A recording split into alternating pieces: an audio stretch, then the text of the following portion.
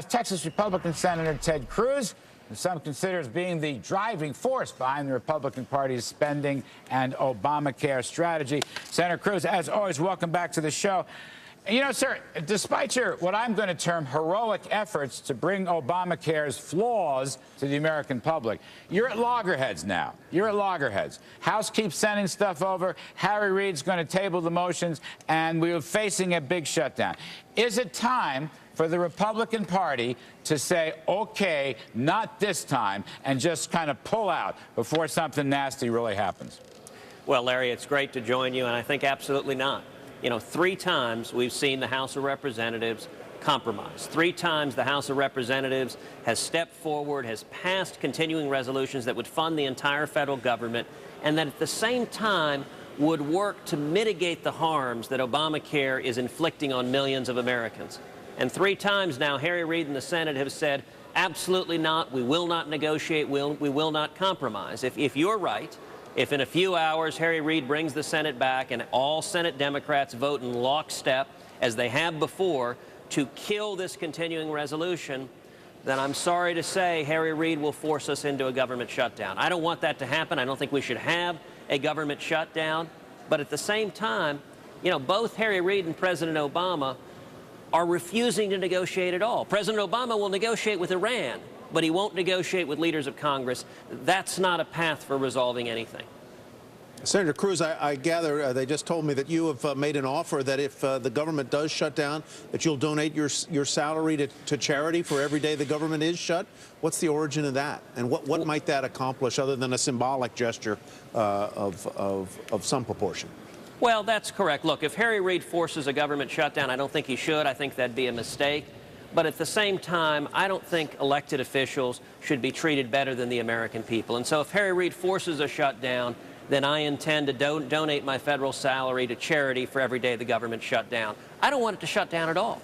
I want us to fix this problem, but at the same time, I want us to listen to the American people. There are millions of Americans losing their jobs, not finding jobs, being forced into part-time work, facing skyrocketing health insurance premiums, and at risk of losing their health insurance. And Congress needs to listen to the American people. That's what I hope is the end point of all of this. Senator Cruz, what is the impact here as we go into the debt ceiling debate of what's going on with the shutdown? Tonight we witnessed a mini revolt in your party. How does this get us set up for the potentially much more acrimonious debate still to come, which is much more the focus of the financial markets?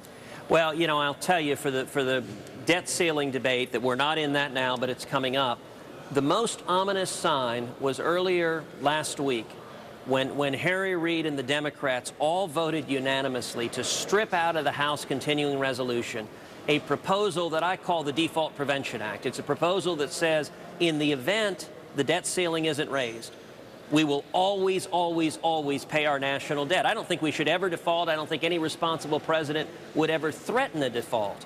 And I'll tell you, Melissa, what was most ominous, Harry Reid on the floor of the Senate referred to that bill that the House passed, which would have taken the threat of a default off the table, as the, quote, pay China first bill.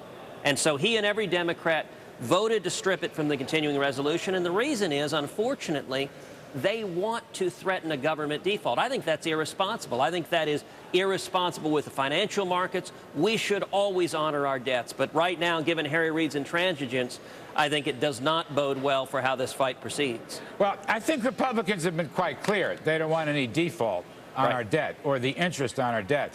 But, Senator Cruz, what's not clear, there's a study coming out of the Brookings Institute. They're very sharp over there.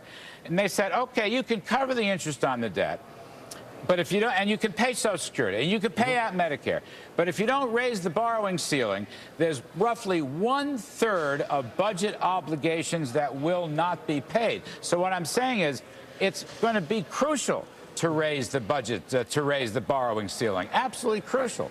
Right. Look, everyone agrees that the debt ceiling is going to be raised.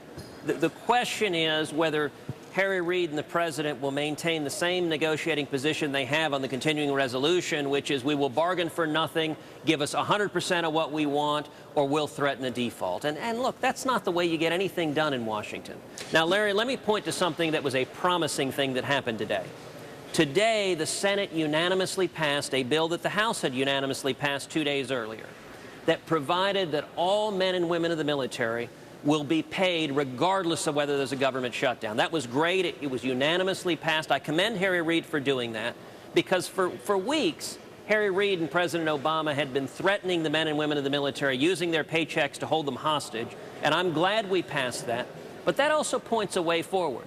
I think, and I encourage the House tonight, I think the House should pass multiple continuing resolutions focusing on all of the things President Obama listed in his speech to the American people this afternoon and funding them. So one continuing resolution funding the VA in its entirety, another one funding our national parks, another one funding our Border Patrol agents, so that we don't have critical services denied the American people. In other words, separate. Essentially, you're arguing for separate appropriation bills, right, which we used to do once upon a time with better discipline. So you want separate bills?